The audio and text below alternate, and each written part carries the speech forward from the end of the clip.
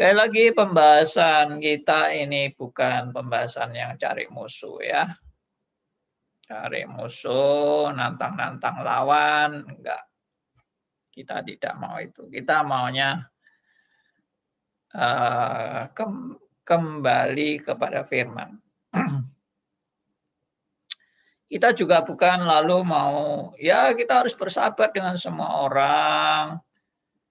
Lalu akhirnya nggak jelas ajaran A, B, C, D, E. Yang penting persahabatan. Ajaran itu tidak penting. Nah, kita juga nggak mau itu. Ya, kadangkala memang mau tidak mau ajaran itu memisahkan kita. Kadangkala. Tidak harus memang, tidak harus. Tapi cukup sering terjadi gara-gara ajaran kita akhirnya berpisah. Karena bertolak belakang ajaran yang kita yakini dengan yang saudara kita lainnya meyakini. Karena berbeda keyakinan, ya sudah, goodbye. Sebenarnya tidak harus begitu ya. Tidak harus kalau keyakinan berbeda harus goodbye. Atau bahkan harus permusuhan. Kenapa? Kenapa harus permusuhan? Kalau saudara anak Tuhan, saya anak Tuhan. Lalu gara-gara ajaran kita permusuhan, maka saya kira perlu dipertanyakan, apakah saya anak Tuhan, benar-benar anak Tuhan? Karena anak Tuhan itu punya prioritas kan. Prioritasnya itu adalah jelas berpusat kepada Allah. Kalau prioritas saya berpusat pada Allah, maka saya sadar bahwa sebagai saudara seiman, kita memang bisa punya keyakinan berbeda, tapi kita sudah dipersatukan oleh darah Kristus.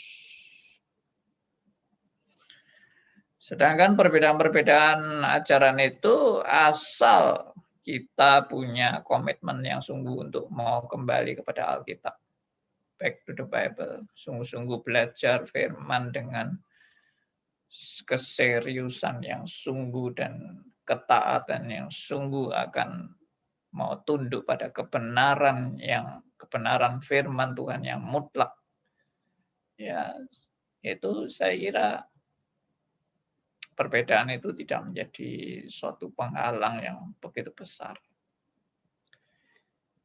Ya, terbukti memang contohnya saya dulu juga adalah orang Armenian. Tapi saya punya teman juga Reform, orangnya Calvinis. Saya waktu itu masih Armenian, ya memang selalu debat kalau ketemu debat, tapi kita tidak bermusuhan. Debat-debat aja dan saling mau belajar, betul-betul saya mau belajar, bukan sekedar adu kepandaian atau adu kehebatan intelektualnya, enggak, bukan itu. Tapi kita betul-betul mau belajar Alkitab, apa yang Alkitab mau katakan. Ya, oke, saya harap itu menjadi komitmen kita semua. Ya, saya sudah memberi contoh kepada saudara-saudara sekalian mengenai ayat-ayat yang dipakai oleh Arminian, dan memang ayatnya banyak sekali. Saya tidak katakan hanya 1, 2, tapi banyak sekali. Tapi banyak itu pun tidak ada satupun yang betul-betul konsisten dengan penafsiran Alkitab yang bertanggung jawab, ya, yang tekstual, kontekstual, kontentual, yang integrated, harmonis, ya, holistik, ya, dan ya secara keseluruhan, keutuhan, menyatu satu dengan yang lain. Nah, itu yang banyak saya lihat tafsiran-tafsiran tuh, wah, memang sangat letterlek sekali, hurufiah sekali, sampai bahasa aslinya. Wah, dibahas, wah ini artinya itu. Macam-macam, sepertinya hebat sekali kalau sudah ngerti bahasa asli, tapi nggak ngerti konteksnya, nggak ngerti konten secara kontentualnya, tidak mengerti doktrin secara integrated, ya, menyatu, utuh, ya, harmonis, holistik, dan sebagainya. Oke, nah hari ini saya mau memberi saudara contoh lagi. Semoga nggak bosan dengan contoh-contoh ini.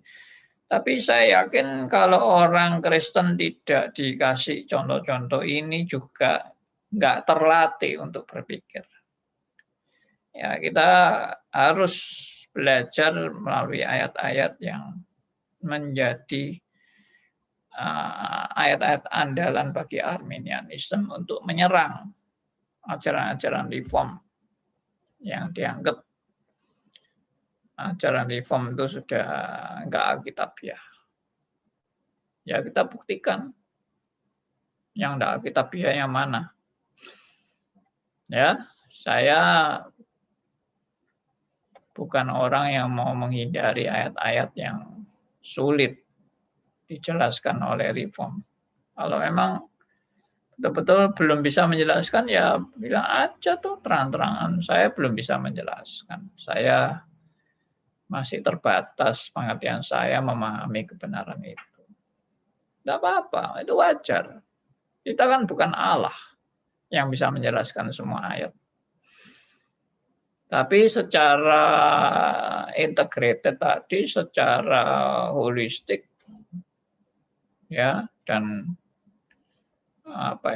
dan harmonis satu ayat dengan yang lain, pasti nggak boleh bertentangan kan?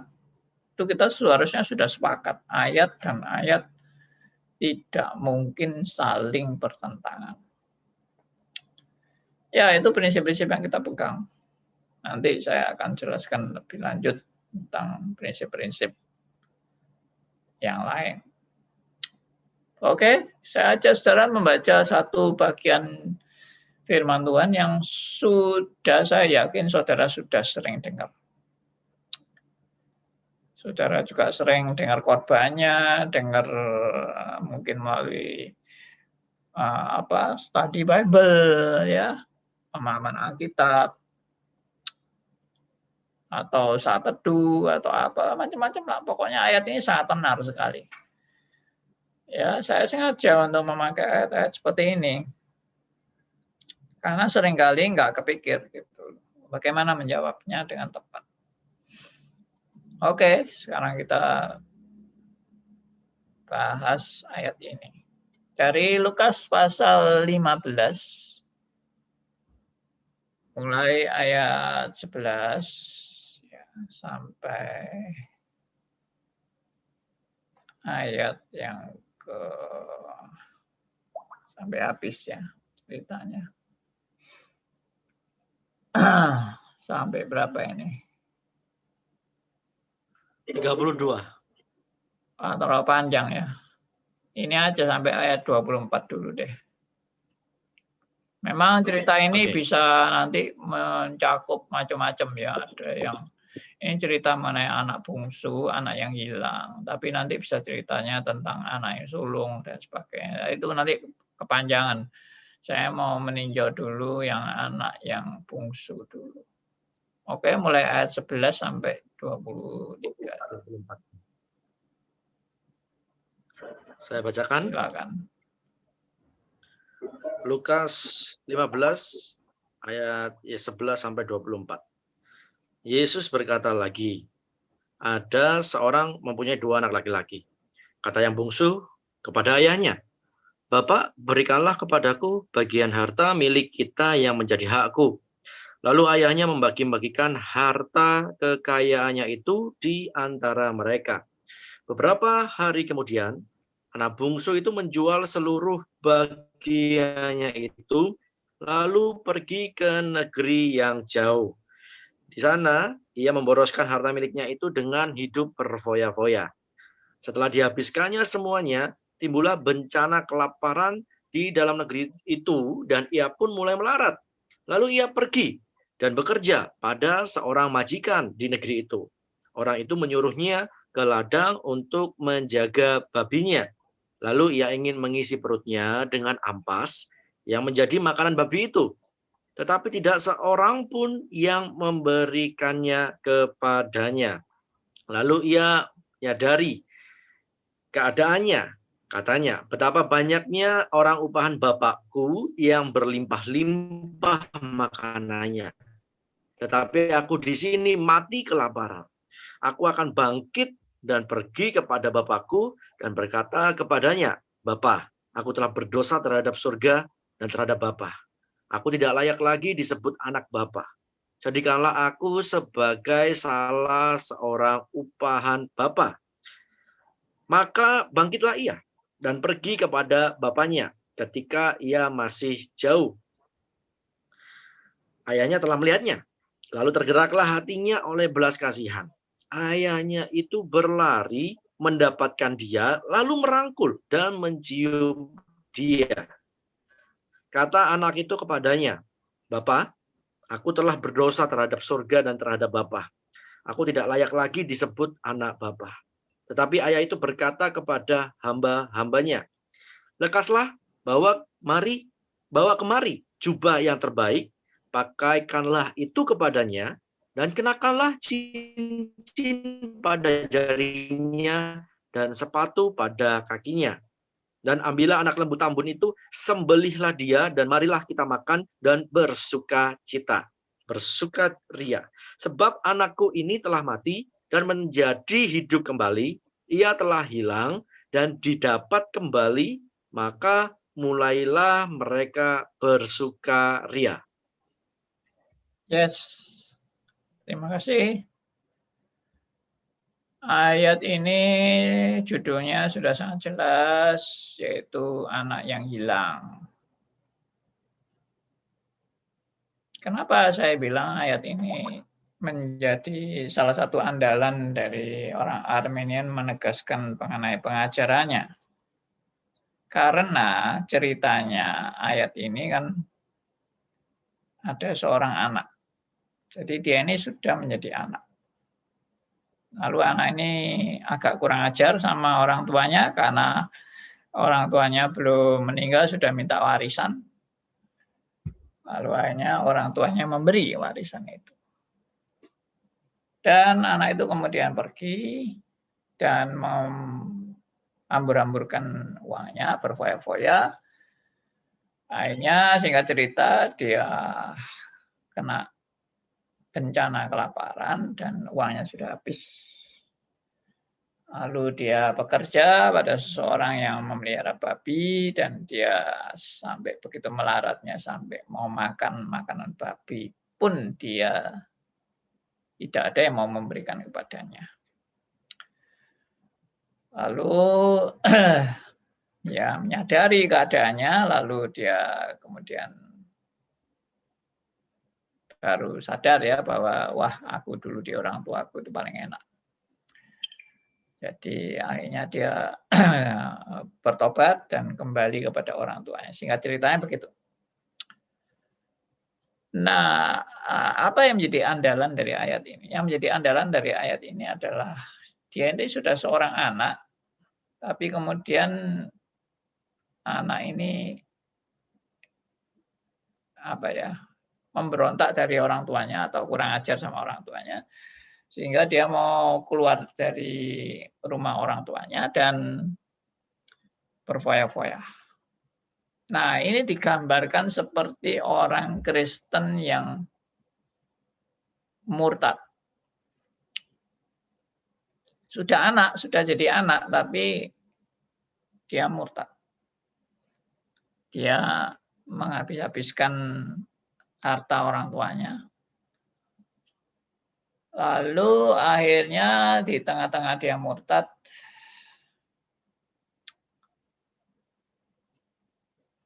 terjadilah pergumulan dalam hidupnya dia. Dia mau kembali atau dia tetap dalam kemurtadannya. Nah, Arminian mengatakan demikian, bahwa perhatikan bahwa si orang tua tidak mencari anaknya. Nah, perhatikan di sini. Ini unggulannya tafsiran Arminian. Orang tuanya memang mengasihi anak dan orang tuanya menantikan anaknya. Tapi orang tuanya tidak mencari anaknya. Kenapa? Karena dia itu sudah anak. Nah, jadi nasib anaknya ini nanti bakal selamat atau binasa tergantung dari keputusan anak ini. Dia mau kembali kepada orang tua atau tidak. Kalau dia kembali pada orang tua, ya dia selamat. Tapi kalau dia tidak mau kembali pada orang tua, dia binasa. Akhir cerita, singkat cerita kan anak ini kembali. Berarti anak ini akhirnya menerima keselamatan karena dia mau kembali pada orang tuanya. Tapi jika dia tidak mau kembali, ya orang tuanya juga tidak akan menemukan dia lagi, alias dia binasa. Maka ayat ini sebagai satu contoh bahwa ada orang yang bisa murtad, meninggalkan Tuhan, dan kalau orang itu tidak mau kembali ya binasa, kalau dia mau kembali dia selamat. Ya itulah ajaran Arminian. Dia membedakan dengan domba yang hilang. Ya, kalau reform kan lebih senang cerita domba yang hilang.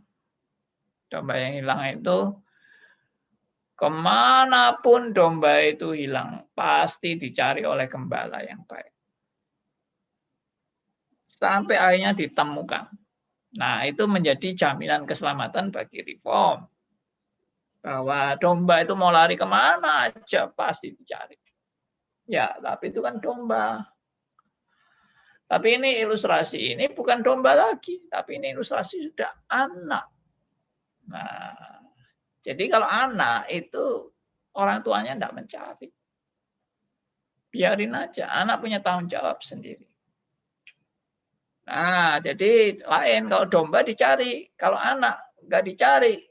Anak sudah besar dan anak itu punya tanggung jawab, maka keputusannya yang menentukan dia selamat atau tidak. Jadi orang tuanya tinggal menanti, bukan mencari. Kalau domba, gembala yang baik itu mencari. Nah, ini dibagi dua itu tadi. Kalau domba itu penekanannya kepada gembala itu mencari. Kalau anak, orang tua menunggu. Nah, jadi ini gambaran kalau mungkin dikaitkan dengan Arminianisme, gambarannya kalau domba itu kan Allah mencari orang berdosa. Ya kan? Yaitu anugerahnya di situ. Justru anugerahnya itu pada saat awal Kristus datang untuk menebus dosa manusia. Itu anugerahnya.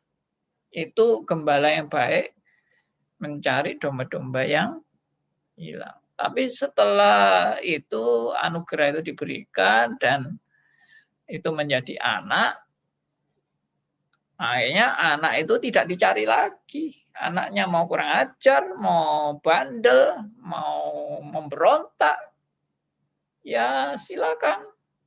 Kamu mau atas sebagian silakan, saya kasih. Mau pergi silakan. Pergio, ya. Kamu nak mau kembali, iya kamu binasa. Kalau kamu kembali, kamu selamat. Nah, inilah gambaran daripada Arminianisme tentang keselamatan, di mana ilustrasinya adalah anak, di mana anak itu sudah punya tanggung jawab. Tanggung jawab. Jadi keputusan bukan lagi kepada si ayah, tapi keputusan terletak kepada si anak. Ya, saya sampai di sini. Mungkin saya kasih kesempatan langsung kepada teman-teman yang mau meresponi ayat yang dipakai oleh orang-orang Arminianism. Ya, Tanya, Pak. sekali lagi Arminianism itu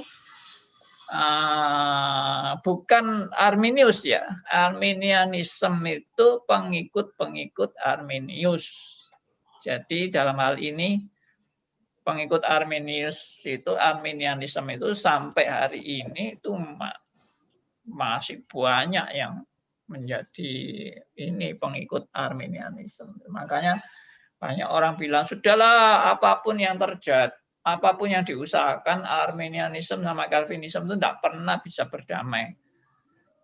Menurut saya kalau kita sama-sama mau belajar, bertekuk lutut, merendahkan diri, masih ada harapan. Kalau dia anak Tuhan sejati, saya yakin ada harapan kita dengan belajar bersama kita akan bersatu. Ya, oke.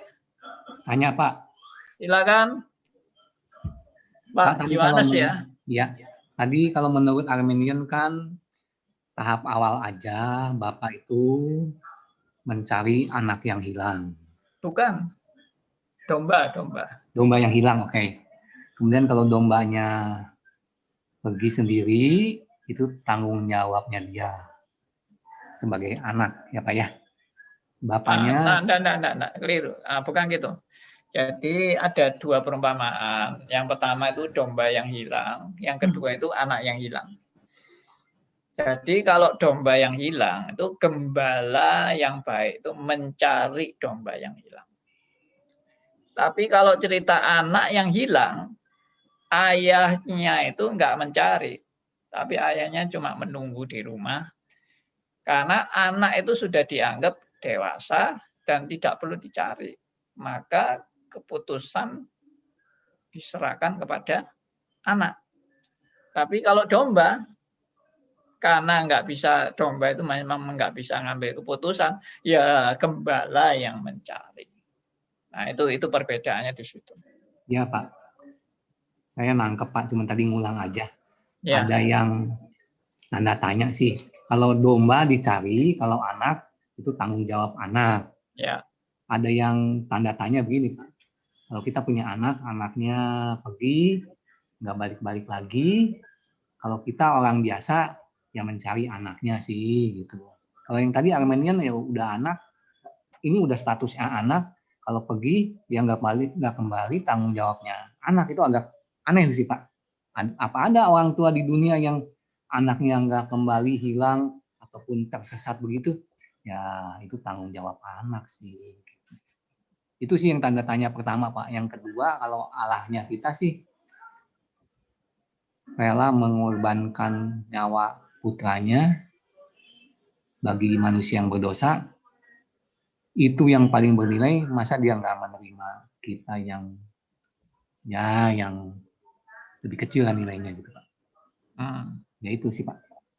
Oke, jadi Pak Yohanes menanggapi logikanya aneh karena kalau anak itu hilang, tidak ditemukan, masa orang tuanya tidak mau cari. Tapi nyatanya memang di Alkitab itu kan orang tuanya tidak mencari. Orang tuanya cuma nunggu di rumah. Ya nunggu aja sampai anaknya datang sendiri. Ya, kalau boleh nyambung sedikit Pak, agak meluas. Memang ada yang agak aneh sih Pak dari cerita ini. Waktu si anaknya kembali ngaku salah kan bapaknya begitu baik hati, ya, buat pesta. Sampai anak yang sulung kembali marah kan Pak? Ya. Marahnya, aku begitu rajin nggak pernah nentang bapak, nggak pernah dikasih domba tambun. Ini anak kurang ajar di pestain itu.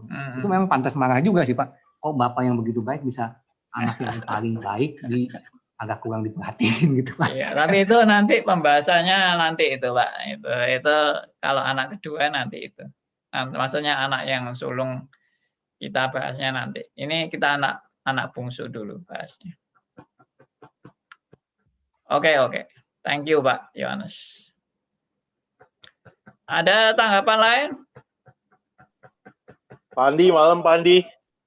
Silakan Pak Theodor. Ya, Pak Yusak, terima kasih. Theodor, Pak Andi, saya mau ngobrol santai aja Pak sama Bapak, Pak. Saya nggak mau nanya, Pak. Ya, jangan tegang-tegang. Sesuai acara kita ya, obrolan santai ya.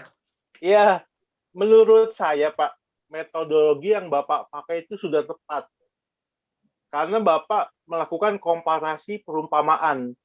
Lalu Bapak menarik satu value, jadi Bapak tidak membesar-besarkan satu perumpamaan terus ingin mencari pengertian dari satu itu gitu Pak. Kan ada paralelnya Pak. Ya. Menurut saya sih metodologi itu sudah tepat. Karena bahaya sekali kalau diambil satu terus dibesar-besarkan gitu ya. Tidak melihat perbandingan kepada perumpamaan yang lain. Apalagi kalau sudah masuk ajaran Yesus, terus Paulus, Petrus, dan seterusnya gitu Pak. Mungkin saya itu aja Pak, singkat dulu Pak ya. Makasih Pak ya. Oke, terima kasih masukannya Pak Theodor. Oke, ada yang lain? Kasih tanggapan. Ada dari Pak Elia. Ini saya bacakan ya. Ya, silakan. Topik anak yang kembali, kaum Armenian lupa. Di Filipi 2 ayat yang ke-13 dikatakan, yang Allah lah yang mengkondisikan sampai anak itu makan makanan babi, dan Allah lah yang menggerakkan hati anak itu untuk melupakan gengsi harga dirinya dan seterusnya. Untuk anak itu memutuskan kembali kepada bapaknya. Armenian begitu sombong dalam menyangkal diri dan mau memikul salib bahwa dia itu nothing. Itu dari Pak Elia. Memberikan tanggapan. Good. Bagus, bagus. Pak Elia ini memang sudah ngelontok reformnya ya. Tidak bisa dijebak ini Pak Elia ini. Malam Pak. Oke Pak Dani. Pak ini yang paling jauh di Australia. Ya, apa kabar? Ya. Apa kabar Pak? Ya baik-baik Pak. Apa namanya Pak, saya ikut nimbrung. Saya melihat di ayat 17 itu Pak terutama. Lalu 17. Ia menyadari keadaannya. Dalam NIV ditulis he came to his sense. Dan saya melihat ini justru salah satu ayat kunci yang paling penting di mana kita memahami ada anugerah Allah yang diberikan kepada anak bungsu ini gitu. Yaitu kemampuan pertobatan itu Pak. Terima kasih. Yes. Good. Mantap. Ini Pak Dani ini ya reformnya ngelontok juga ini. Pak Andi. Ya Pak Keki. Silakan Pak Andi. Saya mau bagi kesaksian sebentar tentang anak yang hilang. Silakan Pak. Itu ada teman saya, anaknya kan hilang. Saya bilang sama teman saya, kamu harus cari anak kamu seperti Tuhan mencari anaknya. Saya diginikan Pak, ojo ngurus keluargaku. Ya orang iso apa-apa aku. Sudah, itu kesaksiannya itu Pak ya. Iya, kesaksian itu toh. Iya. Ya, ada mungkin orang tua yang memang agak keras ya. Ya, kalau anaknya memang mau minggat ya silakan minggat. Oke, ada lagi? Nanti juga anaknya minggat, dia balik lagi ke rumah orang tuanya, Pak. Gitu biasanya ya? Biasanya anak tetap anak, dia pasti nyari orang tua. Biasanya, tapi kalau ada yang luar biasa gimana? Ya, istilahnya sih kalau luar biasa. Kata orang sih yang anak kualat ya. Kata orang Jakarta. Ya. Orang ada itu anak minggat nggak mau pulang-pulang juga. Iya. Biasanya agama apapun mereka mengerti ya sebagai itu kan dia akan kembali gitu ya. Tapi kalau dia udah rusak ya nggak tahu lah dia rugi sendiri ya. Ya, good. Bagus. Selamat malam Pak Andi. Silakan, selamat malam. Siapa ini? Saya Heru Pak. Oh ya Pak Heru. Ya, saya belajar parabel atau perumpamaan ini kan istilahnya kalau dari arti perumpamaan ini kan memang apa istilahnya contoh keseharian orang-orang pada zaman orang Yahudi yang pada saat Tuhan Yesus ya Pak. Jadi memang ini hanya sekedar parabel bukan kebenaran itu sendiri. Jadi ketika saya mencoba untuk menceritakan atau menganalisa cerita ini sendiri yang menarik bagi seorang anak bungsu yang dia tidak menghormati dan tidak menghargai kepemimpinan hak milik orang tuanya yang belum meninggal sudah minta hak warisannya. Ini kan anak kurang ajar, anak yang memang seperti awal tadi memang sudah dikatakan seperti itu. Tetapi Tuhan izinkan itu terjadi. Yang saya tertarik, yang takjub dari cerita seperti ini, bahwa Tuhan mengizinkan dia mengalami satu keadaan terpuruk yang penderitaan, siksaan yang membuat dia akhirnya kembali kepada bapaknya. Itu sesuatu yang indah. Jadi kadangkala Tuhan izinkan kita dibiarkan Tuhan kurang ajar ya. Kita ini orang yang memang nggak tahu berterima kasih, orang yang apa ya, semau gue ya, mentang-mentang sudah diberi ya keselamatan, diberi anugerah, tapi kita tidak tanggung jawab gitu. Jadi ini contoh yang menarik bagi saya untuk keselamatan, anugerah, berkat Tuhan, kepercayaan, dan apapun yang Tuhan percayakan kepada kita. Jangan sampai Tuhan mengizinkan kita menderita yang seperti yang kadang pun Tuhan juga izinkan seperti itu kebaikan kita sendiri. Sehingga saya melihat sebagaimana beberapa kali doa Pak Andi, kita selalu terus-menerus diarahkan kembali kepada firman Tuhan supaya kita tahu bahwa Tuhan itu sempurna. Tadi doa awalnya Pak Andi, pemeliharaan Tuhan sempurna, sehingga ketika keadaan situasi yang terpuruk seperti saat kondisi COVID seperti ini, sudah memasuki 2 juta penduduk Indonesia yang terpapar, dan kita ini di ujung tanduk. Benar Pak Andi, saya mengaminkan bahwa kita ini semakin kita tidak berdaya. Apapun usaha, apapun kita sudah banyak di rumah, prokes, sudah divaksin pun masih kena juga. Jadi kita ini mau nggak mau ya memang total mutlak bergantung kepada Allah. Tidak ada yang lain. Itu yang saya pelajari Pak. Jadi sampai menunggu, sampai menderita, sampai kelaparan, sampai harus mati gitu, hanya karena kekurangan makan. Tapi kita perlu. Terima kasih Pak Andi, itu yang. Terima kasih Pak Heru. Ya. Andi. Baik, silakan. Berikutnya siapa? Ya Pak Andi. Bu Kwili. Ya, itu tentang Pak Andi, tentang domba itu, enggak tahu ini salah atau tidak, tapi inilah saya punya ini. Domba itu yang maksudnya yang tersesat itu, dia enggak nakal. Kalau anak ini yang saat itu memberontak mungkin. Jadi Tuhan izinkan dia itu. Dan setelah itu Tuhan kalau Tuhan tidak beranugerah, dia tidak akan kembali lagi gitu. Tapi karena Tuhan beranugerah, sehingga melalui ini juga mungkin itu adalah satu pembelajaran bagi dia bahwa meskipun dia anak, dia tetap harus sadar bahwa dia tidak bisa mau-maunya jadi gitu. Karena kita biasa juga sudah jadi anak Tuhan, tapi kita seringkali juga maksudnya memberontak. Akhirnya Tuhan juga hajar kita gitu. Karena dia mengasihi kita, sehingga dia bawa kita kembali lagi gitu. Tapi kalau yang domba tersesat mungkin sudah tidak nakal, tapi memang dia tidak mampu, dia tersesat. Ini saya bikin comparison, tapi saya nggak tahu apakah betul maksud saya ini Pak Andi. Mungkin dikoreksi Pak kalau salah. Baik, jadi seperti Pak Heru tadi, memang ya Tuhan mungkin mau mendidik dari perumpamaan ini, mau ada pelajaran bahwa anak yang nggak tahu diri atau anak yang ya kurang ajar lah gitu. Ya biarlah dia melalui pengalaman dia sampai ke kelaparan dan sebagainya menjadi pelajaran yang baik buat dia.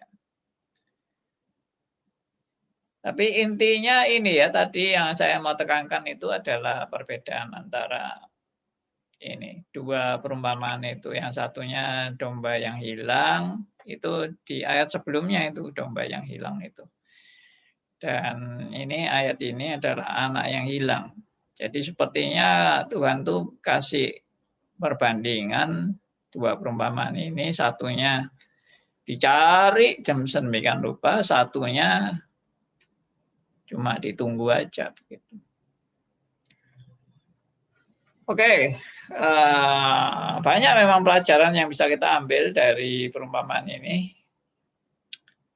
Tapi hari ini saya cuma mau menekankan itu aja, perbedaan dua sisi dari Reform dan Arminian. Ada yang mau tanggapi lagi? Nggak ada ya? Nggak cukup. Andi, saya masih boleh, Pak? Ntar Pak Sony dulu. Oh iya, Pak Sony dulu ya. Silakan, Pak ya. Ya, selamat malam Pak Andi. Ya, Pak Sony. Kalau melihat ilustrasi perumpamaan ini sudah pasti karena Pak Andi kan orang Reform, pasti ya pasti keliru lah, ini semua ada kehendak Allah dan juga sudah dipilih Allah dan sebagainya. Cuma memang saya ada terpikir begini loh Pak Andi, tolong bantu untuk menjelaskan. Ya. Apakah bagaimana kita bisa membedakan bahwa ini adalah suatu, memang kan kalau dari Reform kan tidak ada free will ya, tidak ada kehendak bebas ya seperti Pak Andi jelasin ya. Cuma di dalam konsep ini tolong bisa dijelaskan, dipertajam bagaimana kita bisa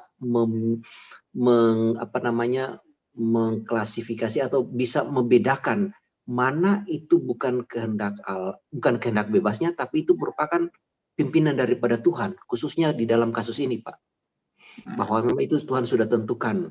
Itu bagaimana Pak? Maksudnya kadang-kadang kan dalam keputusan kita masih seperti anak ini ya, kalau kita memang secara Armenia ya dia yang memilih karena kehendak bebas dia.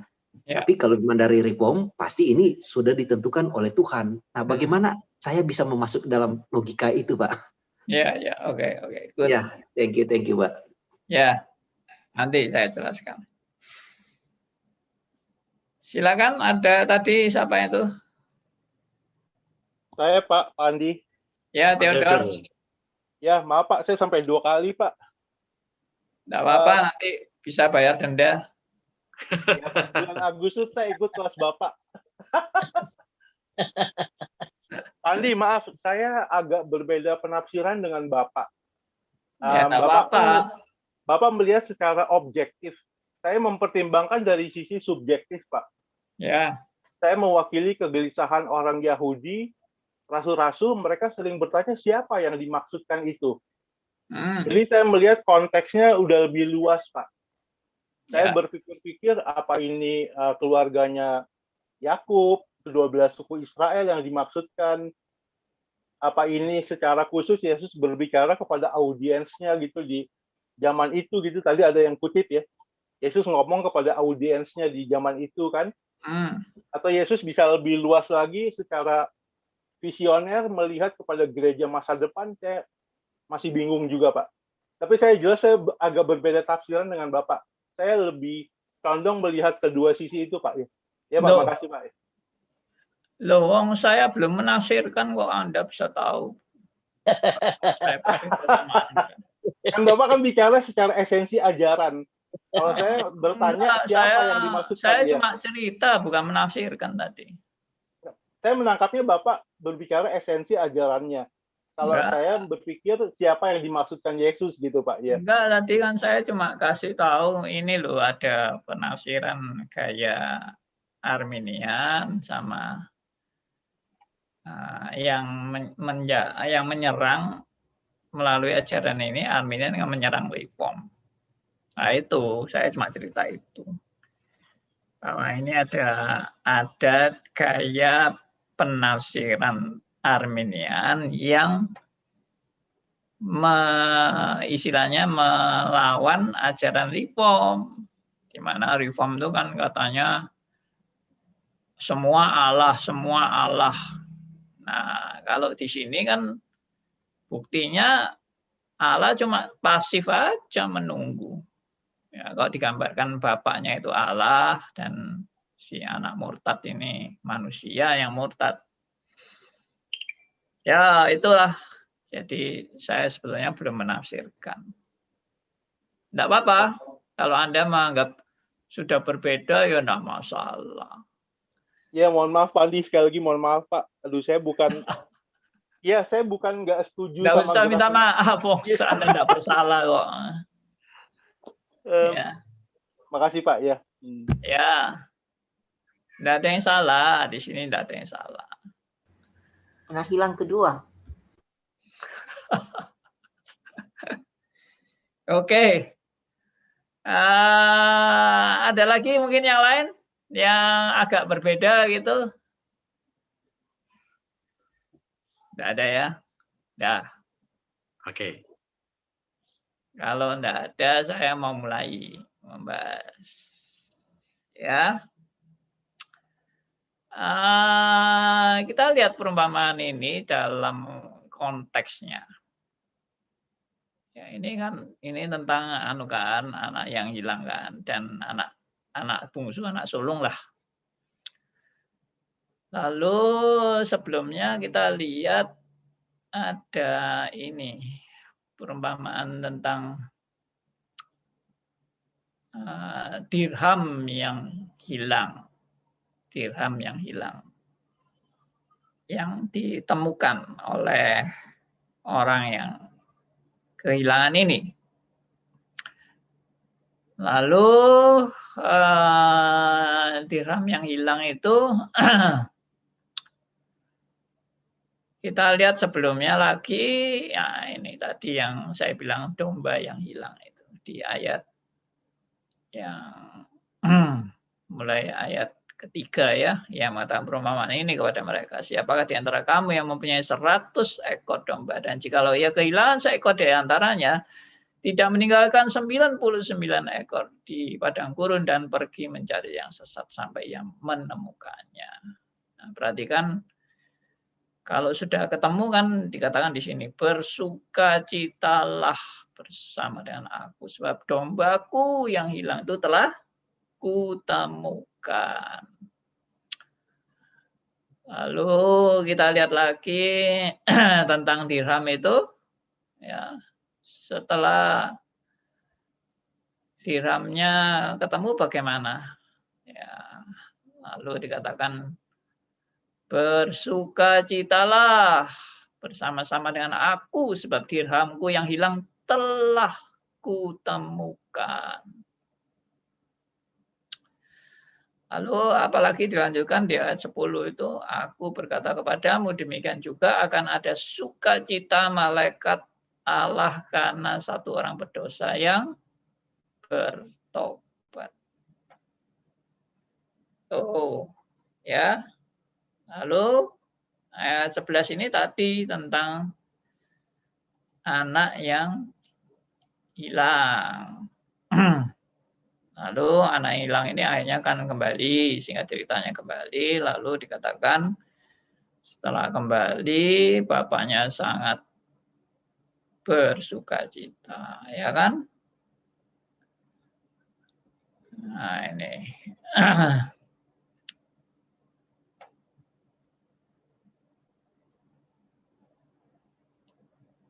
Nah, sampai dikatakan ayahnya itu berlari mendapatkan dia dan merangkul dan mencium dia. Ya. Nah, ini coba lihat ayat 24. Sebab anakku, nah ini ayat 23 dulu. Dan ambillah anak lembu tambun itu, sembelihlah dia dan marilah kita makan dan bersukacita. Ya, sebab anakku ini telah mati dan menjadi hidup kembali. Ia telah hilang didapat kembali, maka mulailah mereka bersukaria. Nah, jadi dari perumpamaan-perumpamaan ini, coba saya yakin Anda sudah pasti ada kesimpulan kan dari 3 perumpamaan ini. Di ayat 32 lebih jelas, Pak. Ayat 32. Ya, kita patut bersukacita dan bergembira karena adikmu telah mati dan menjadi hidup kembali, dan ia telah hilang dan didapat kembali. Oke. Jadi dari 3 perumpamaan, mulai dari domba yang hilang, kemudian dirham yang hilang, lalu anak yang hilang. Kira-kira apa yang menjadi penekanan dari 3 perumpamaan ini? Pak, Sukacita. orang tua tuh sayang banget sama anaknya. Pasti kasih sayang, kasih. Walaupun Jangan, maksud saya dari 3 perumpamaan, bukan yang tadi, bukan yang anak yang hilang aja, tapi 3 perumpamaan ini penekanannya apa? Ada sukacita bila yang hilang ditemukan kembali. Ya. Ada sukacita bila yang hilang ditemukan kembali. Itu jadi apa, seperti kayak kita harus PI, kita kan apa, cari yang hilang. Oke. Oke. Ada sukacita kalau barangnya yang dia miliki hilang, ketemu. Ya. Barang yang dimilikinya memang sudah dipredestinasi, itu hilang, ketemu kena, itu dia senang. Udah hak milik ya, Pak. Ya, repot ya. Kita kan hak milik kita ya. Yang sulung memang miliknya anak, miliknya bapaknya, sehingga dari datang menghilang sendiri dia. Itu yang anak sulung yang repot itu, kasihan. Tidak dipredestinasikan. Ya bukan milikku kok. Kelihatannya gitu. Nah, Oke. Pandi, Pak. Ya, Theodor. Awas kena denda lagi, Pak Teo. Pak Elia. Ya, Pak Andi. Saya coba setia kepada ajaran Rasuli, upah dosa adalah maut. Dari maut menuju hidup kekal ada sukacita gitu, Pak. Maksudnya, Pak. Tapi mungkin saya kurang tepat atau gimana, saya nggak tahu, Pak, ya. Jadi upah dosa adalah maut. Maut itu keterhilangan. Nah, dari keterhilangan kepada hidup kekal itu ada sukacita di sorga. Itu ada kok, Pak, ayatnya, Pak, ya. Ya, makasih, Pak, ya. Baik. Oke, jadi begini, saya tegaskan, dari 3 perumpamaan ini sudah sangat amat sangat jelas bahwa penekanannya adalah betapa besar kasih Allah kepada yang hilang. Tanda petik yang hilang. Baik domba yang hilang, dirham yang hilang, anak yang hilang. Dan itu menunjukkan betapa besar kasih Allah kepada orang pilihannya. Kepada orang pilihannya. Itu penekanannya.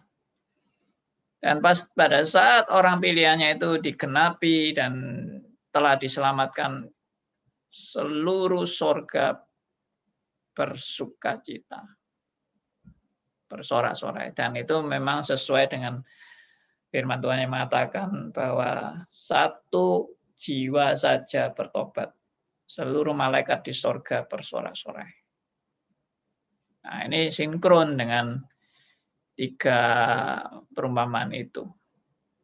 Tentang perbedaan, tadi ada domba yang hilang, ada dirham yang hilang, ada anak yang hilang. Ya, Arminian mungkin sengaja mau membedakan antara domba yang dicari dan anak yang tidak dicari. Tapi sebetulnya penekanannya sama, penekanannya adalah betapa besar kasih Allah kepada orang pilihannya. Baik itu domba yang hilang, baik itu dirham yang hilang, baik itu anak yang hilang. Nah, tapi sekarang saya mau jawab ya, versi Arminian itu yang mendramatisir bahwa bapaknya tidak mencari, hanya menunggu. Memang benar, itu benar, itu memang itu alkitabiah sekali. Memang bapaknya itu tidak mencari, hanya menunggu saja. Tapi kenapa kok domba itu kok sampai gembala yang mencari luar biasa. Nah, kita harus tahu bahwa dalam tiap perumpamaan itu ada penekanan-penekanan yang mau disampaikan. Ya, penekanan yang disampaikan itu kalau domba yang hilang itu berarti apa? Itu berarti tidak ada satu jiwa pun yang akan terhilang. Tidak ada satu orang pilihan pun yang akan binasa. Nah, itu penekanannya dari 100 domba hilang satu, dicari sampai ketemu. Itu menunjukkan apa? Tidak mungkin ada yang terhilang. Memang logikanya itu kalau ditambah-tambahi bisa tambah malah nggak fokus kepada ini berita yang mau disampaikan, fokusnya. Misalnya ada yang bilang, loh, itu gembala itu gimana sih? 1 domba hilang, 100 ditinggal, nyari yang hilang itu lah 100 lah hilang kabeh, yang 99 kan hilang semua. Hanya gara-gara 1 yang dicari setengah mati sampai yang 99 keleleran. Maksudnya keleleran itu tersebar sampai hilang kemana-mana, ya konyol itu. Nah, jangan gitu, itu sudah di luar konteks. Ya, yang dimaksud adalah memang nggak mungkin ada satu saja hilang, itu nggak mungkin. Itu penekanannya. Ya jelas lah, kalau 1 aja nggak mungkin hilang, apalagi yang 99, ya pasti sudah tambah nggak mungkin hilang. Kalau mau ditambah-tambahkan perumpamaan ini, misalnya 99-nya kan jadi kacau balau. Ya gampang lah kalau mau ditambah-tambahkan perumpamaan. 99 itu ya langsung dipuageri, dikerangkengi semua, ditutup. Sudah aman, tidak mungkin keluar yang 99. Kan gitu aja kok bingung. Ya. Nah, lalu tadi dirham yang hilang, itu juga itu suatu yang sangat berharga, penekanannya itu sangat berharga. Dirham ya yang hilang tuh, waduh, sampai pada waktu hilang tuh sampai minta bantuan pada orang-orang tuh ikut mencari. Kenapa? Ini sangat berharga. 1 jiwa itu aja sangat berharga. Nah, itu penekanannya. Ya, itu yang dirham. Kalau anak yang hilang ini, itu penekanannya bahwa bagaimanapun anak ini, ya perbuatannya sudah sangat tidak berkenan kepada Bapa. Tapi yang namanya kasih Allah tidak akan terputuskan gara-gara perbuatan anak yang sudah sangat keterlaluan. Kasih Allah tidak akan terputuskan. Ya, tidak akan terbatalkan kan. Ya, tidak akan terbatalkan. Biar bagaimanapun, itu tadi sudah ada yang menekankan, anak tetap anak. Nah, kalau Arminian mau mengembangkan tadi bahwa ini adalah si anak itu yang nanti menentukan dia mau kembali atau tidak. Kalau tidak, dia tidak mau kembali, dia akan binasa, dia akan kehilangan keselamatan karena tanggung jawabnya dia itu anak, sebagai anak itu harus punya tanggung jawab dan sebagainya. Nah, tadi sudah dijawab sama Pak Elia ya, bahwa anak itu Pak Elia dan Pak Dani ya dari Melbourne itu sudah menjawab bahwa sampai anak itu punya kesadaran itu adalah anugerah dari Tuhan. Nah, kalau saya mau tambahkan kalau misalnya ini perumpamaan ini mau diuraikan dengan perspektif yang doktrin yang alkitabiah ya, bahwa kenapa kok Bapak itu enggak usah mencari? Karena bapaknya sudah tahu anaknya pasti kembali. Pilihan. Oh iya. Pilihan. Karena bapaknya sudah tahu anaknya pasti kembali. Karena apa? Anak. Ya, pasti kembali. Ada yang menafsirkan, tapi ini nanti perkembangannya berikutnya. Anak yang sulung itu katanya yang justru bukan anak, itu yang sulung. Enggak, yang sulung pun juga anak. Cuma kadang-kadang anak itu enggak ngerti. Enggak ngerti kalau dia itu sudah anak. Lalu masih iri hati atau masih apa begitu. Oke. Jadi ini suara apa ya? Jadi kalau tadi Pak Sony bilang bagaimana kita menafsirkan bagian ini kok bisa melihat dalam perspektif yang reform atau ini ketetapan Tuhan dan sebagainya. Ya, tadi saya sudah mengajak kita melihat itu dalam perspektif yang lebih luas, melihat perumpamaan 3 deretan perumpamaan yang disejajarkan bahkan. Dan kita melihat ternyata tiga perumpamaan ini justru menekankan prinsip yang sama dan sejajar. Ya, dengan perspektif yang tidak berkontradiksi satu dengan yang lain. Ya, memang ya seperti tadi kan, misalnya anak itu bisa sadar dari mana anak itu bisa sadar? Kalau dia itu namanya anak, ya pastilah yang namanya anak itu pasti sudah punya kesadaran. Ini kalau dilihat dari sudut pandang tafsiran secara umum ya. Yang namanya anak pasti sadar. Dia sekarang makan makanannya babi, dulu makan makanannya dari orang tuanya, ya, yang begitu berlimpah, sekarang makan makanannya babi. Siapa sih orang yang kalau dibukakan kebenaran itu dia nggak sadar bahwa dia itu sudah keliru jalannya?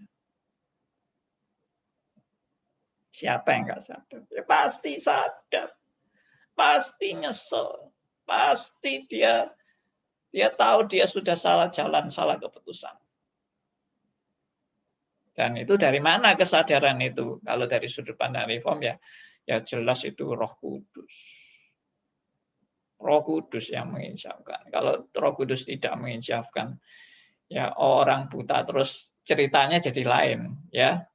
Ceritanya saya buat kalau ini anak itu tidak disadarkan Roh Kudus, ya. Jadi anak itu sudah murtad, lalu dia berkelana, ceritanya dia makin sukses dalam berkelana itu. Dia meninggalkan orang tuanya, makin kaya dia. makin kaya. Dan dia akhirnya menyimpulkan, walah orang tuaku itu dulu nggak seberapa kaya. Sekarang aku lebih kaya dari orang tuaku. Nah, itu ceritanya kalau dibuat gitu. Yaitu kesimpulannya apa? Kesimpulannya orang ini bukan orang pilihan. Karena dia tidak sadar.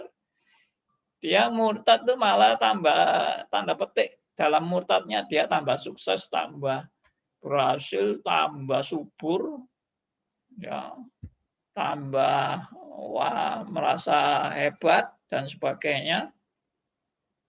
Nah, itu.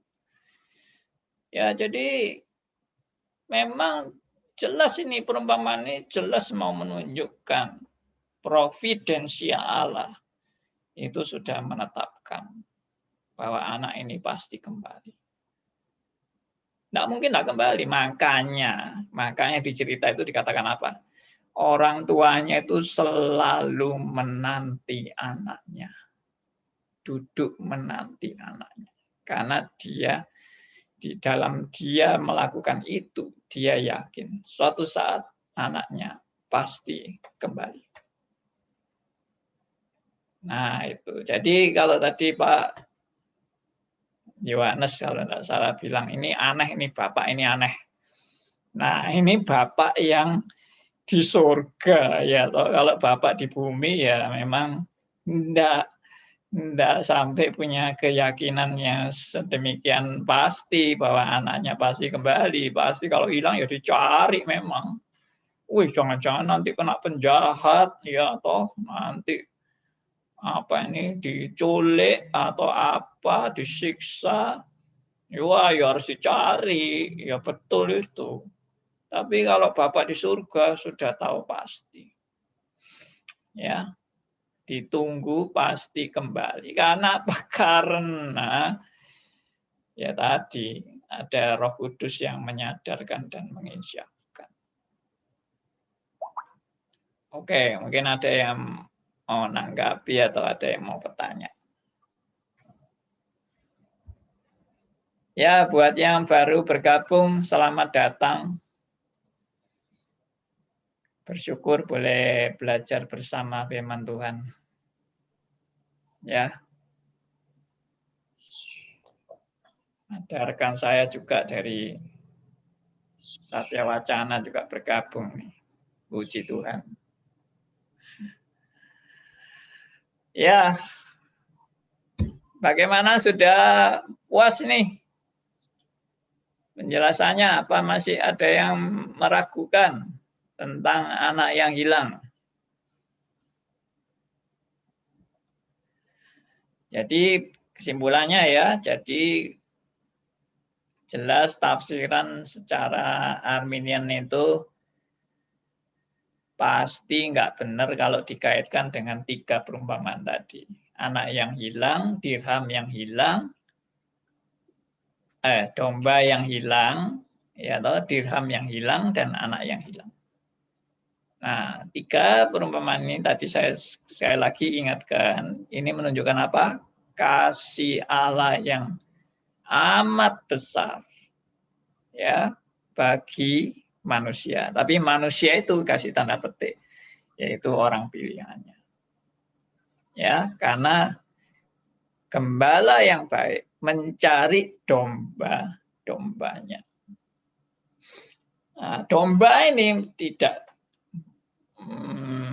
bukan kambing, yang dicari bukan kambing, domba. Nah, domba itu menunjukkan spesial kan, suatu yang spesial. Bukan kambing yang dicari, domba. Ya, makanya dikatakan gembala yang baik mau menyerahkan nyawanya bagi domba-dombanya, bukan bagi kambing-kambing. Ya, dirham menunjukkan suatu yang amat sangat berharga di mata Allah. Ya, dirham yang hilang itu amat sangat berharga di mata Allah. Ini seperti apa itu mungkin mutiara yang hilang dan ya semacam itulah hal yang amat sangat berharga. Ya, berarti something special. Yang hilang itu dicari. Domba yang hilang itu juga dicari sampai ketemu. Tidak ada satupun domba yang terhilang. Maksudnya terhilang dan binasa. Tidak ada. Dicari pasti sampai ketemu. Jaminannya tidak ada satupun yang binasa. Dari domba-domba itu tidak ada satupun yang binasa. Ya.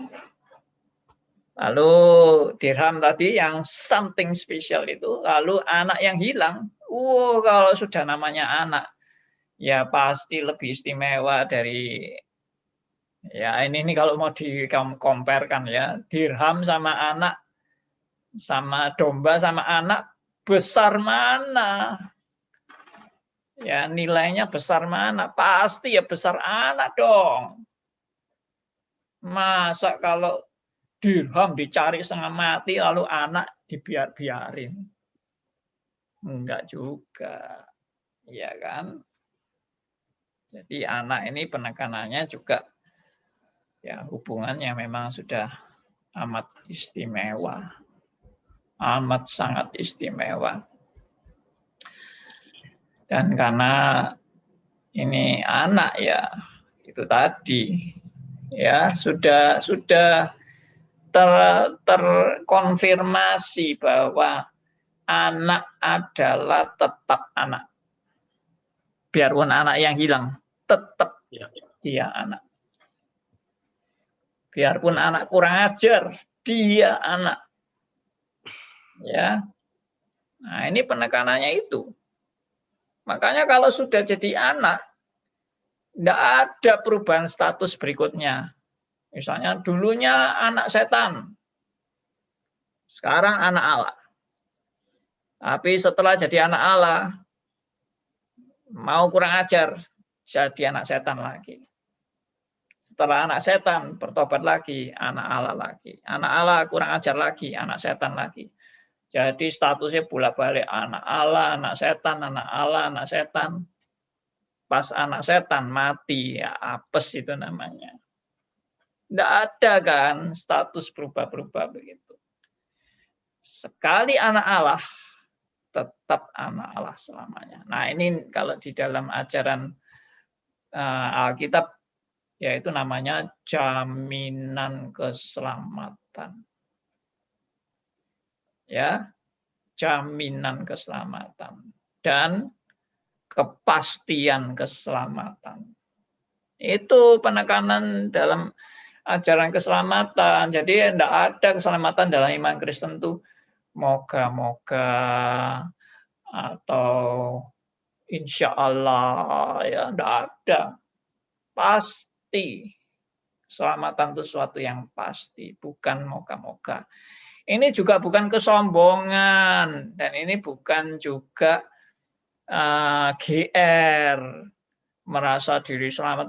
Tahu-tahu nanti masuk surga, mau ketok-ketok pintu surga, tidak dibukai pintu sama Tuhan, kecelik ya, atau terus seperti orang yang di Matius 7 ayat 22, Tuhan bukankah aku sudah menyembuhkan orang demi namamu, mengusir setan demi namamu, melakukan mujizat bernubuat demi namamu dan sebagainya.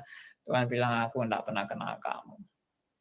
Nah itu namanya tidak pernah kenal, itu namanya apa? Tidak pernah jadi anak.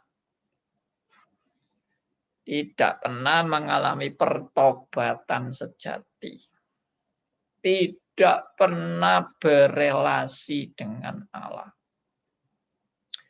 Jadi Matius 7 ayat 22 sampai 23 itu bukan anak yang murtad, bukan, tidak pernah jadi anak. Karena Tuhan bilang apa? Aku tidak pernah kenal kamu. Kalau dia pernah jadi anak, mungkin Tuhan bilang, ya Tuhan bohong kan kalau tidak pernah kenal. Ya kamu dulu anakku. Sekarang maaf, saya tidak mau menerima kamu kembali. Meskipun dulu kamu anakku. Enggak, Tuhan tidak bilang gitu. Tuhan bilang, aku tidak pernah kenal kamu. Tidak pernah kenal itu berarti apa? Tidak pernah berelasi. Dengan Allah yang benar tidak pernah. Selama itu relasinya dengan Allah yang palsu. Allah yang bukan Allah. Allah yang buatan sendiri. Nah, inilah yang menjadi pelajaran bagi kita. Biarlah ini jadi berkat.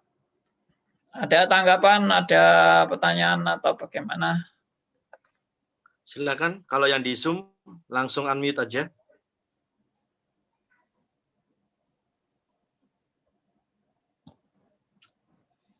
Ya, Andi, tadi yang ketiga punya itu selain penekanan anak, itu juga penekanannya bahwa jaminan keselamatan itu satu-satunya adalah pemeliharaan Tuhan saja gitu, ya kan?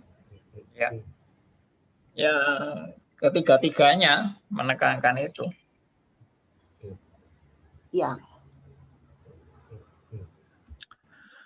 Oke, tadi ini Elia kasih tulisan, kalau saya melihat penetapan Allah tidak mungkin gagal dari presuposisi inti 3 perumpamaan itu, Pak.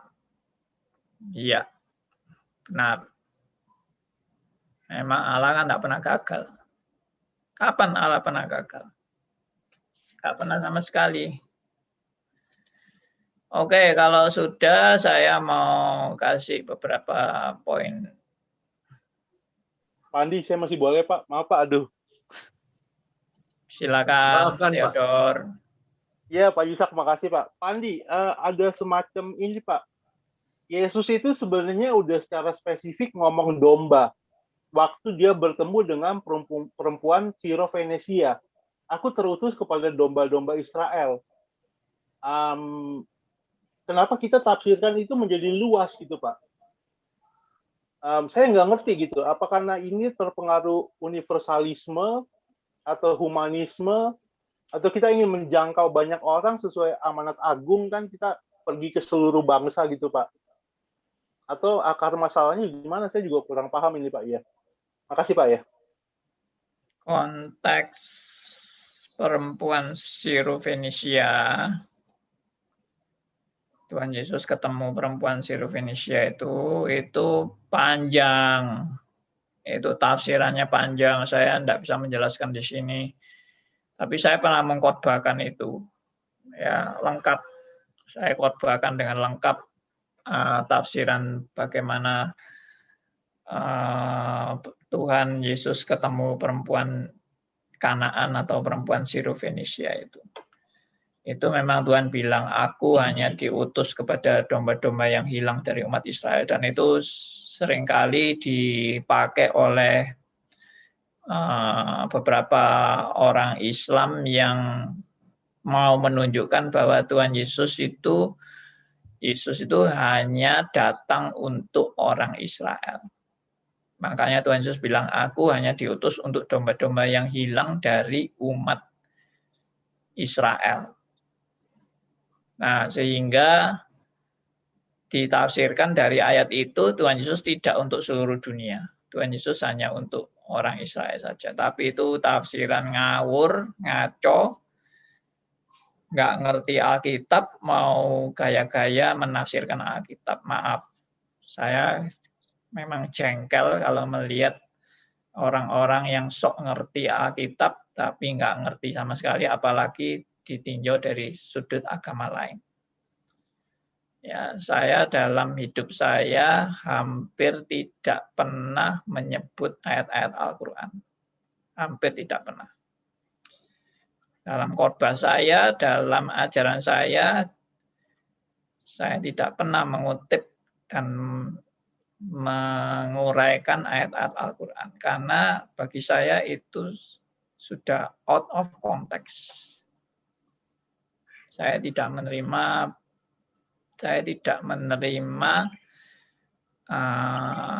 untuk menafsirkan ayat-ayat Al-Quran memperteguh iman Kristen.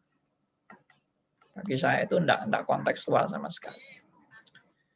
Ya, oke. Jadi saya tegaskan ayat itu tidak bisa saya jelaskan semuanya sekarang karena waktunya pasti tidak mungkin. Itu satu session. Perlu 2 jam mungkin untuk membahas itu. Ya. Jadi begini, kalau domba, pengertian domba itu selalu dengan gembala. Dan kenapa Tuhan Yesus seringkali bikin figuratif antara gembala dan domba? Karena Kristus adalah gembala yang mau menyerahkan nyawanya bagi domba-dombanya. Itu. Jadi penekanannya gembala yang baik itu mau sampai berkorban, menyerahkan nyawanya bagi domba-dombanya. Nah, jadi juga penekanannya gembala yang baik itu gembala yang menjamin domba-dombanya sampai tidak ada yang hilang satupun. Ya, dijamin. Makanya disebut bukan hanya gembala saja, gembala yang baik. Dialah gembala yang baik. Oke? Sekarang saya mau men-sharekan ini. Beberapa poin yang saya siapkan.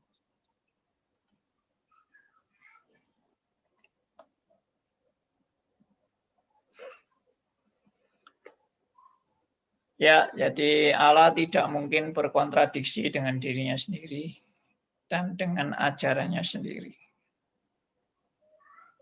Anda kalau misalnya menganggap tadi bahwa manusia itu punya kesadaran diri, ya ini dari sudut pandang Arminian ya. Manusia punya kesadaran diri untuk mau kembali ke jalan Tuhan dari dirinya sendiri. Itu sangat kontradiksi dengan firman Tuhan yang mengatakan bahwa semua manusia sudah dalam keadaan mati rohani, buta rohani. Ya, dan dalam keadaan seperti itu manusia tidak mungkin memiliki kesadaran dari dirinya sendiri untuk kembali kepada jalan Tuhan. Nah, mungkin. Jadi kesadaran itu perlu dari mana? Perlu dari pekerjaan Roh Kudus. Tidak mungkin bisa muncul dari dirinya sendiri. Nah, itu kontradiksinya di situ. Lalu kontradiksi yang kedua adalah Arminian mengatakan bahwa semua manusia punya kesadaran yang sama untuk mau menerima Yesus atau menolak Yesus. Semua punya kesadaran yang sama, semua punya modal yang sama, semua punya bijaksana yang sama untuk mau menerima atau menolak Yesus. Ini juga kontradiktif. Kenapa kontradiktif? Kalau orang semua punya kesadaran yang sama, siapakah Yesus? Dia juru selamat, dia Allah yang menjadi manusia. Tanpa dia kita pasti binasa. Kalau semua punya kesadaran yang sama seperti ini, pasti semua orang menerima Yesus sebagai Tuhan dan Juru Selamat. Tapi banyak orang tidak mau menerima Yesus sebagai Tuhan dan Juru Selamat. Bukan karena kesadaran yang sama, tapi karena justru matanya belum tercelik melihat siapa Yesus yang sebenarnya. Belum tercelik. Makanya perlu dicelikkan. Nah, jadi banyak kontradiktif.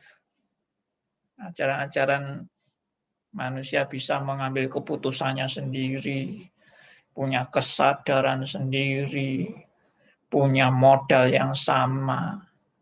Ya. Itu semua enggak benar. Itu bukan berita Alkitab. Berita Alkitab adalah only by grace. Semua hanya karena anugerahnya yang membuat mata Anda terbuka. Yang membuat Anda punya kesadaran. Yang membuat Anda punya keputusan untuk mau kembali kepada jalan Tuhan. Itu adalah anugerahnya. Bukan kehebatan Anda. Ya, ini bagi saya Arminian ini sudah seharusnya mengakui kebenaran-kebenaran yang hakiki seperti ini. Sudah, tidak usah keras hati lagi. Mau apa lagi yang dipertahankan? Ya, ini saya kasih contoh, ada kontradiksi-kontradiksi yang lain. Ini. Salah satu kontradiksi adalah Allah berbuat dosa. Memang nggak mungkin Allah berbuat dosa. Ya. Tapi yang dimaksud Allah berbuat dosa itu apa? Allah melawan dirinya sendiri. Ya, Allah tidak mungkin melawan dirinya sendiri. Contoh, Allah tidak mungkin bertobat atas kesalahannya. Misalnya ada kata menyesal itu. Ya, saya bolak-balik menemukan orang Arminian yang bertanya, buktinya Tuhan pernah menyesal itu, yang sudah Tuhan mau membinasakan Niniwe, akhirnya Tuhan menyesal itu atas keputusannya mau membinasakan Niniwe. Oh, begitu ya. Anda menafsirkan bahwa Tuhan betul-betul sudah berbuat salah karena ingin membinasakan Niniwe. Dan setelah tahu Niniwe bertobat, maka Tuhan menyesal atas keputusannya yang salah. Kalau itu tafsirannya, berarti Anda menafsirkan bahwa Allah itu bisa berbuat salah. Dan Allah bahkan bisa berbuat dosa. Karena namanya dosa itu kan melawan atau berkontradiksi dengan dirinya sendiri. Itu sangat-sangat tidak konsisten. Penafsiran bahwa Allah menyesal sudah berbuat jahat kepada Niniwe atau merencanakan yang jahat kepada Niniwe. Loh, itu memang tertulisnya begitu. Tuhan itu memang bertobat. Repent. Allah itu repent. Dalam bahasa Inggrisnya repent. Repent itu bertobat. Ya, masa Allah itu betul-betul bertobat? Ini makanya menafsirkan kata-kata itu nggak bisa. Pokoknya ini aslinya, bahasa aslinya seperti ini. Ya memang justru betul bahwa bahasa aslinya itu bertobat. Dalam bahasa Indonesia diterjemahkan menyesal. Lebih halus dari bertobat. Tapi menyesal pun tetap salah. Kalau ditafsirkan secara hurufiah. Bagaimana Allah bisa menyesal? Karena salah bertindak. Salah merencanakan. Ya. Salah berprediksi. Waduh, itu kontradiksi banget ya. Dan itu tidak pernah terjadi dalam penafsiran yang biblical, yang konsisten, yang integrated. Ya, makanya ada namanya istilah antropomorfis. Nah, itu saya sudah pernah bahas kan, Allah menyesal itu. Itu bahasa antropomorfis. Oke, berikutnya. Allah berjanji atau berfirman dan dia tidak menepati atau tidak menggenapi janjinya. Nah, itu juga tidak mungkin. Bagaimana Allah adalah Allah yang tidak menepati janjinya? Allah yang tidak konsisten dengan janjinya. Allah yang pelin-pelan. Hari ini ngomong A, besok ngomong B. A dan B saling bertolak belakang. Itu tidak mungkin. Nah, ini hal-hal yang kita harus pegang dalam Alkitab. Di mana Allah kita adalah Allah yang bukan amburadul ya. Bukan amburadul, bukan kacau balau. Bukan istilahnya tidak punya prinsip, Allah yang tidak punya prinsip. Jelas tidak demikian. Oke, saya berhenti sampai di sini karena masih banyak poin-poin yang harus dibahas. Tapi ini sudah lewat ya jamnya. Saya serahkan kembali kepada Pak Yusuf. Ya, terima kasih Pak Andi sudah menjelaskan mengenai perumpamaan-perumpamaan yang sudah dipaparkan tadi. Tadi saya catat bahwa kita juga perlu belajar bertekuk lutut dan merendahkan diri dengan belajar bersama, karena kembali kepada firman Tuhan, pemeliharaan Allah juga begitu sempurna dan Allah yang memampukan setiap kita. Terima kasih Pak Andi, kita akan berjumpa kembali di hari Kamis. Kita masih membahas ya mengenai Arminianism versus Calvinism di sesi yang ke-19 di hari Kamis nanti di jam yang sama. Dan di malam hari ini kita akan tutup dalam doa. Silakan Pak Andi. Ya, saya boleh minta untuk menutup dalam doa. Pak Sony ya, minta tolong Pak Sony tutup doa. Baik, ayo kita masuk dalam doa. Sekali lagi kami datang kepadamu ya Tuhan, kami sungguh bersyukur dan berterima kasih untuk anugerah yang Kau berikan bagi kami.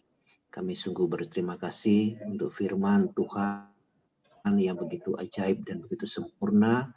Kami juga bersyukur untuk hamba-Mu yang Engkau pakai untuk menjelaskan dengan benar bagi kami.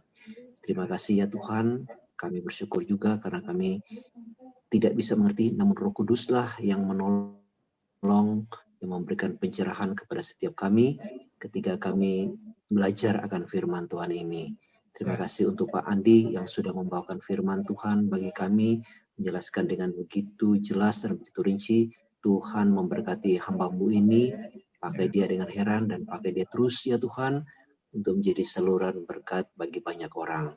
Terima kasih untuk malam ini ya Tuhan, segala puji dan syukur, hormat dan kemuliaan kami kembalikan kepada-Mu. Dalam nama Tuhan Yesus kami berdoa dan bersyukur. Amin.